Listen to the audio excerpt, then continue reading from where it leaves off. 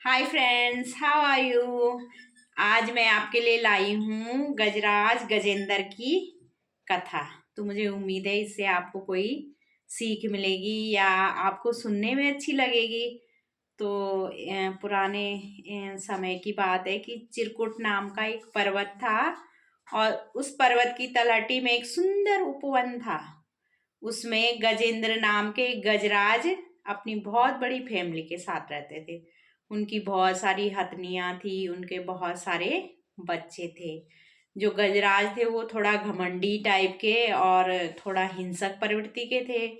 इसलिए उस उपवन में कोई भी जानवर गलती से भी नहीं फटकता था। अब एक समय की बात है, गर्मियों का मौसम था और गजराज को गर्मी बहुत सता रही थी। तो उसने सोचा कि पास ही में एक बड़ा सरोवर था, पानी का सरोवर था, और उसमें जाके स्नान करने की उन्होंने सोची। तो पूरा गजराज का पूरा परिवार, उनकी पूरी जितनी भी हथनियां थी वो और उनके खूब सारे बच्चे, वो सब उस सरोवर में गए और गजराज ने अपनी सूंड में खूब सारा पानी भर भर के एक दूसरे पे डालना शुरू कर दिया। उनकी देखा देखी में उनके बच्चे और हथनियां भी ऐसे ही जल क्रीड़ा करने लगी। तो जब खूब सारे बच्चे और हथनियां नहा नू के मतलब पूरी तरह से ढंग से जल क्रीड़ा उन्होंने कर ली, नहा ली, तो वो किनारे पे आके देखने लग गए। लेकिन जो गजराज थे वो लास्ट तक उसमें जल क्रीड़ा करते रहे। इतने में क्या हुआ कि नीचे से एक ग्राह आया और उसने गजराज का पैर पकड़ लिया। अब उसने पैर पकड़ा तो वो उस पैर को जो था वो पानी के अंदर खींचने लगा। अब इतने में वो गजराज जो थे परेशान होके जोर जोर से चिंगाड़ने लगे। तो सारी हथनियां और उनके बच्चे जो थे गजराज को खींचने लगे, पानी से बाहर खींचने लगे। फिर क्या हुआ, कभी वो गजराज को पानी से बाहर खींच लेते तो कभी वो ग्राह उसको पानी के अंदर खींच लेता। यही प्रक्रिया बहुत देर तक चलती रही। अंत में जब सारी हथनियां और उनके बच्चे खींचते खींचते थक गए, लेकिन वो गजेंद्र को उससे छुड़ा नहीं पाए। फिर निराश होकर वो एक कोने पे बैठकर इस घटना को देखने लगे।